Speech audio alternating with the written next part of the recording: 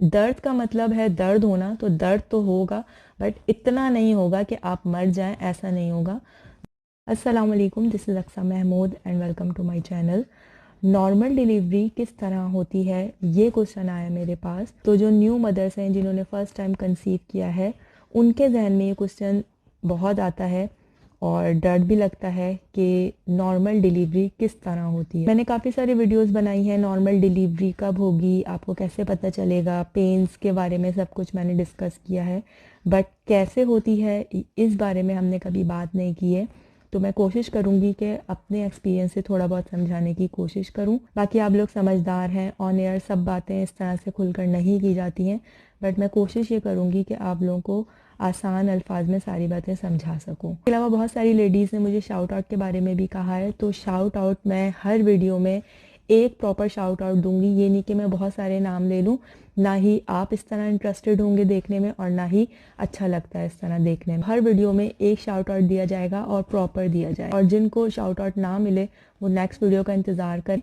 सो बात कर लेते हैं आज की वीडियो के टॉपिक पर। लेकिन बहुत सारी लेडीज़ को फर्स्ट ऑफ ऑल तो ये पता ही नहीं होता कि नॉर्मल डिलीवरी किस तरह होती है। टू बी ऑनेस्ट, काफ़ी सारी लड़कियां आज भी ऐसी हैं जिनको नहीं पता होता है शादी के वक्त या शादी के बाद फ़ौरन के नॉर्मल डिलीवरी किस तरह से होती है। अच्छा, कुछ वियर्ड अल्फाज की वजह से मैं काफ़ी सारी बातें यहाँ पे लिख दूंगी, मेंशन कर दूंगी, जो कि बोलने में अजीब सा लगता है, बट आप वीडियो को पॉज कर करके आराम से उसको समझ सकते हैं, पढ़ सकते हैं। जब आपकी नॉर्मल डिलीवरी होने वाली होती है उस वक्त आपका वाटर बैग लीक हो जाता है या फिर आपके पेन्स स्टार्ट हो जाते हैं। अगर ये दोनों चीज़ें नहीं होती, या तो आपको ब्लीडिंग स्टार्ट हो जाती है, या ब्राउन डिस्चार्ज स्टार्ट हो जाता है, या फिर क्रैम्पिंग स्टार्ट हो जाती है।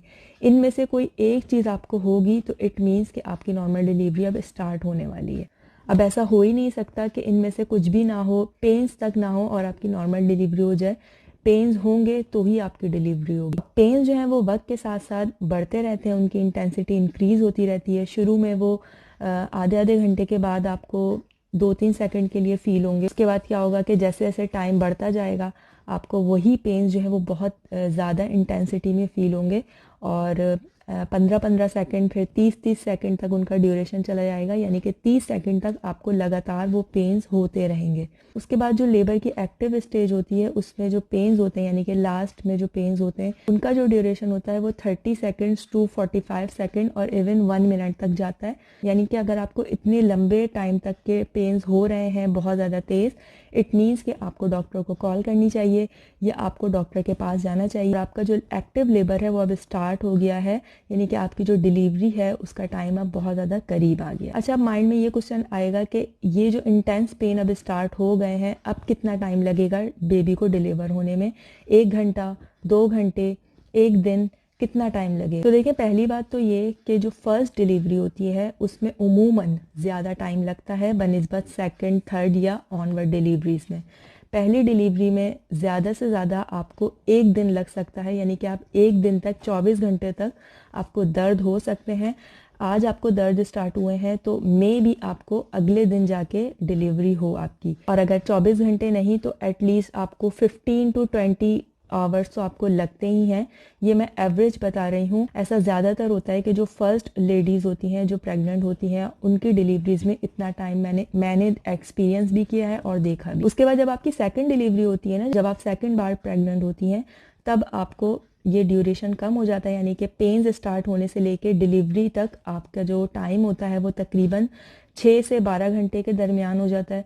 और जब आप थर्ड टाइम जब आपकी डिलीवरी होती है तो वो इससे भी ज़्यादा हाफ हो जाता है। मेरी फर्स्ट डिलीवरी जो थी वो तो सी सेक्शन थी, as you all know. Second delivery जो कि मेरी नॉर्मल थी, एज अ उसको फर्स्ट डिलीवरी हम लेंगे।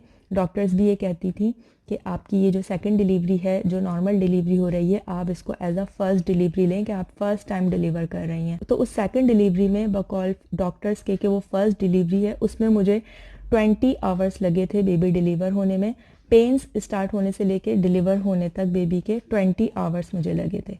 उसके बाद थर्ड जो मेरा बेबी हुआ था, यानी कि मेरी सेकंड नॉर्मल डिलीवरी, उसमें मुझे पेन्स स्टार्ट हुए थे सुबह के 6 बजे और डिलीवरी हुई थी मेरी शाम के 4 बजे। मुझे तकरीबन 10 घंटे लेबर्स रहे थे। उसके बाद 4th प्रेगनेंसी में यानी कि मेरी 3rd नॉर्मल डिलीवरी में मुझे पेन्स स्टार्ट हुए थे तकरीबन रात के 1 बजे 1:30 बजे के करीब। वो भी इंटेंस नहीं थे, इंटेंस मैं कहूँगी कि रात के 3 बजे मुझे स्टार्ट हुए थे और 5 बजे मेरी डिलीवरी हो गई थी, यानी कि सिर्फ 2 घंटे मुझे लेबर पेन्स हुए हैं एक्टिव। और मेरे एक्सपीरियंस के अलावा मैंने काफ़ी सारी लेडीज़ से भी पूछा है, उन्होंने भी बताया है, अपना एक्सपीरियंस शेयर किया है कि फ़र्स्ट डिलीवरीज़ में थोड़ा सा टाइम ज़्यादा लगा उन्हें और सेकंड, थर्ड, फोर्थ या ऑनवर्ड डिलीवरीज उनकी बहुत जल्दी से हो गई। कुछ की बताती हैं कि बस हम हॉस्पिटल पहुंचे और आधे घंटे के अंदर बेबी डिलीवर हो गया। तो तकरीबन 2-2.5 घंटे के अंदर फारिग हो जाती हैं लेडीज़।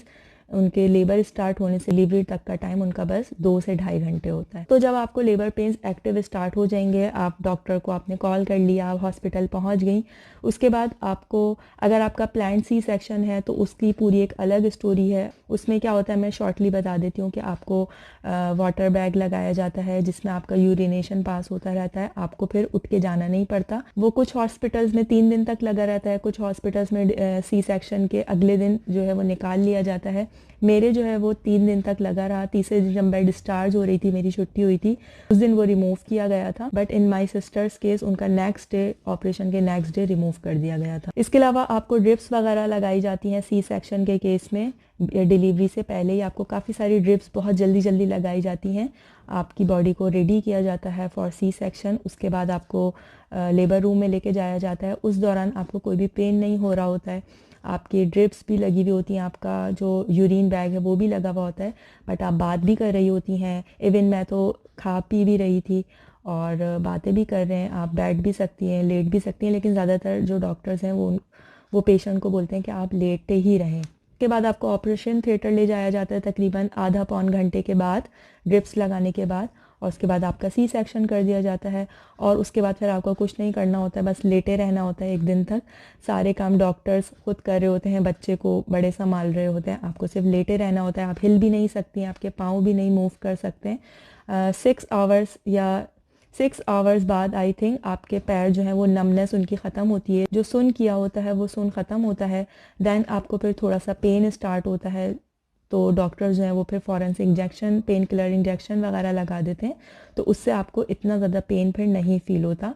आपको पेन किलर्स खानी भी होती हैं और इंजेक्शन बार बार डॉक्टर आके विज़िट करते रहते हैं और आपके इंजेक्शन कैनुला जो लगा हुआ होता है ड्रिप के थ्रू आपको इंजेक्शन देते रहते हैं, तो आपको सी सेक्शन का दर्द फिर बाद में नहीं होता है। हाँ, फिर जब आप सारी मेडिकेशन से फारिग हो जाती हैं, उसके बाद जब आपकी छुट्टी हो जाती है, घर आ जाती हैं, तो उस वक्त तक जो आपका स्कार है वो थोड़ा सा हील हो चुका होता है, थोड़ी सी उसने जान पकड़ ली होती है। दैट्स वाई आप चल फिर रही होती हैं, तो आपको थोड़ी सी एहतियात करनी होती है, नहीं तो आप ज़रा सा मूव करेंगी या खांसेंगी या नीचे बैठेंगी तो आपको पेन होगा। और उमूमन वो पेन जो है वो 1 हफ्ते 15 दिन, किसी को मैंने एक पोल लगाया था अपने कम्युनिटी पे कि आपको सी सेक्शन के बाद रिकवर होने में कितना टाइम लगा, तो कुछ लेडीज़ ने कहा कि वो 1 वीक में जो है वो रिकवर हो गई, कुछ ने कहा कि उनको 1 महीना लगा, किसी ने कहा उन्हें 4 मंथ्स लगे, किसी को 1 साल भी लगा। मुझे तकरीबन 7 मंथ्स लगे थे कम्प्लीटली रिकवर होने में, मतलब कि मैं खांसूँ और मुझे दर्द ना हो, ऐसा मुझे बिल्कुल दर्द ना हो, ऐसा फील मैंने 7 मंथ में किया था कि अब मुझे बिल्कुल दर्द नहीं हो रहा है, मैं आराम से उठ रही हूँ, बैठ रही हूँ। तो ये मुझे 7 मंथ मुझे रिकवर होने में लगे थे। तो ये हर लेडी का डिफरेंट बॉडी रिएक्शन होता है रिकवरी के लिए कि वो कितनी जल्दी रिकवर हो सकती है। अच्छा जी, अब बात कर लेते हैं नॉर्मल डिलीवरी के लिए। तो जब आपके पेन्स जो है वो स्टार्ट हो जाएंगे, आप डॉक्टर के पास चली जाएंगी, तो उमूमन डॉक्टर जो है वो नॉर्मल डिलीवरी के केस में इतना कुछ खास करते नहीं है, ना ही वो इंड्यूस करते हैं, मतलब वो सिर्फ और सिर्फ वेट करते हैं। कुछ डॉक्टर्स कहते हैं कि आप इस कंडीशन में वॉक करती रहें, कुछ डॉक्टर्स बोलते हैं कि आप आराम से लेटी रहें। अगर आपका वाटर बैग लीक नहीं हुआ है तो आपको वॉक करने को कहा जाता है कुछ हॉस्पिटल्स में, और अगर आपका वाटर बैग लीक हो गया है तो आपको कहा जाता है कि आप लेटी रहें। अब आपको लेटे लेटे या वॉक करते करते आपको पेन्स बर्दाश्त करने हैं। ऑब्वियसली आपकी फ़र्स्ट डिलीवरी है तो उसमें टाइम लगेगा, 6 घंटे भी आपको हॉस्पिटल में गुजारने पड़ेंगे। इस तरह से हो सकता है कि आपको 6 घंटे से ज़्यादा गुजारने पड़े, पूरा दिन भी गुजारना पड़े। आपको इसी तरह से पेन्स जो है वो बर्दाश्त करते रहने होंगे और सिर्फ वेट करना होता है। डॉक्टर्स भी वेट करेंगे और आप भी वेट करेंगी। कुछ कंडीशंस में ऐसा होता है कि डॉक्टर इंड्यूस कर देते हैं या पेशेंट के कहने पर उन्हें एपिड्यूरल दे देते हैं, बट एपिड्यूरल हर हॉस्पिटल नहीं देता है। एपिड्यूरल में क्या होता है कि आपको कॉन्ट्रैक्शंस तो हो रही होती हैं, आपका जो आपका जो डिलीवरी प्रोसेस है, जो बेबी नीचे आ रहा है वो तो कंटिन्यूस रहता है, बट आपको पेन्स फील नहीं होते। वो एपिड्यूरल क्या है कि वो आपके कमर में इंजेक्शन लगाया जाता है, जिस तरह से सी सेक्शन में लगाया जाता है। उसमें बॉडी बिल्कुल नीचे वाला जो हिस्सा है, पेट से लेके पूरी नीचे तक टांगे वो बिल्कुल सुन्न हो जाती हैं और फिर वहाँ से सी सेक्शन कर दिया जाता है। तो वही कंडीशन में भी कि आपको पेन्स नहीं हो रहे होते, बट आपकी डिलीवरी हो सकती है इसमें। बट एपिड्यूरल का एक नुकसान ये है कि आपका जो डिलीवरी प्रोसेस है, जो प्रोग्रेस है, वो थोड़ी सी स्लो हो जाती है। तो कोशिश यही करते हैं डॉक्टर, और आपको भी यही करनी चाहिए कि आप नेचुरली जो हो रहा है प्रोसेस उसको होने दें। हम कुदरत के किसी भी काम में मदाखलत करेंगे तो वो उल्टा सीधा ऑब्वियसली होगा, तो थोड़ा सा बर्दाश्त करना पड़ेगा। ये टाइम अगर आप अच्छे से बर्दाश्त कर लेंगी तो फिर आगे का टाइम आपका बहुत ही स्मूथ गुजरेगा, बहुत ही आसानी से गुजर जाएगा। बट इस टाइम में काफ़ी सारी ख़वातीन पैनिक कर जाती हैं और वो दर्द जो है वो इतना हो नहीं रहा होता जितना वो फील कर रही होती हैं, और उसी दर्द में फिर वो बोलने लगती हैं कि हम और बर्दाश्त नहीं कर सकते, बस अब हमारा आप सी सेक्शन कर दो। तो इस सिचुएशन में काफ़ी सारी लेडीज़ ने मुझे कहा भी है कि हमसे उस दर्द के खौफ की वजह से हमने अपना सी सेक्शन करवा दिया कि बस अब हमें और दर्द बर्दाश्त नहीं करना। बट सच बात तो ये है कि इतना दर्द होता नहीं है जितना हमने इसको इतना बड़ा बना दिया है। दर्द का मतलब है दर्द होना, तो दर्द तो होगा, बट इतना नहीं होगा कि आप मर जाएं, ऐसा नहीं होगा। थोड़ा सा बर्दाश्त करना होगा, तो इंशाल्लाह आपकी नॉर्मल डिलीवरी हो जाएगी। इसके अलावा नॉर्मल डिलीवरी में जो स्टिचेस आते हैं उन पे भी इंशाल्लाह मैं बात करूँगी नेक्स्ट वीडियो में। ये वीडियो काफ़ी लेंदी हो गई है, मुझे शाउट आउट भी देना है। आज का शाउट आउट जाता है मुनीबास क्रिएशन को। इनका यूट्यूब चैनल है मुनीबास क्रिएशन के नाम से, आप इनको ज़रूर विज़िट कीजिएगा। मैं जब इनके चैनल पर गई तो मुझे बहुत ज़्यादा खुशी हुई कि इन्होंने प्रॉपर अपना चैनल क्रिएट किया हुआ है। वरना अक्सर क्या होता है कि जो लोग कह रहे होते हैं कि आप हमें शाउट आउट दें, तो जब मैं उनके चैनल पर जाती हूँ तो उनके चैनल पर 2 वीडियोज़ होती हैं, 3 वीडियोज़ होती हैं, और वो भी कुछ कुछ सेकंड की होती हैं, प्रॉपर टाइटल नहीं लिखा हुआ होता। लेकिन इन्होंने प्रॉपर अपना चैनल बनाया हुआ है, सही तरीके से काम किया हुआ। ऐसा नहीं है कि बस 2-3 वीडियोज़ बनाई और बस शाउट आउट के इंतज़ार में बैठी हैं कि जब चैनल प्रोमोट होगा उसके बाद फिर हम आगे काम करेंगे। इन्होंने काफ़ी मेहनत की हुई है, DIYs हैं इनकी वीडियोज़ में। इसके अलावा ड्रेस डिज़ाइनिंग है, मेहंदी की भी कुछ वीडियोज़ है, आई थिंक मैंने देखी थी। तो मुनीबास क्रिएशन को आप ज़रूर जाके विज़िट कीजिएगा, पसंद आए तो आप इनको सपोर्ट कीजिएगा, सब्सक्राइब कीजिएगा। अच्छा, मुनीबा का मैं एक प्लस पॉइंट आपको बताना चाहूँगी। जब हमारी कॉन्वर्जेसन हो रही थी इंस्टाग्राम पे, मुनीबा ने मुझसे कहा कि आप मेरे चैनल को विज़िट करें और आपको पसंद आए तो आप इसे प्रोमोट कीजिएगा, उसे शाउट आउट दीजिएगा। तो मैंने इनसे रैंडम ऐसे ही कह दिया कि आपने जो ये लोगो बनाया हुआ है मुनीबास क्रिएशन का, ये बड़ा प्यारा लग रहा है, बड़ा खूबसूरत सा लग रहा है, तो क्या आप मेरे लिए भी इस तरह से बना देंगी मेरे चैनल का। तो बस हमारी अभी बात हुई और आई थिंक 2 मिनट के अंदर इन्होंने मुझे लोगो बना के भी दे दिया, जो कि मुझे चाहिए भी नहीं था, मैंने ऐसे ही कह दिया था। बट इन्होंने बहुत क्विकली, बहुत अच्छा सा इन्होंने मुझे लोगो बना के दिया। तो मैं एक सजेशन देना चाहूँगी, मुनीबा जैसी और भी बहुत सारी क्रिएटर जो इस तरह से लोगो बनाना जानती हैं।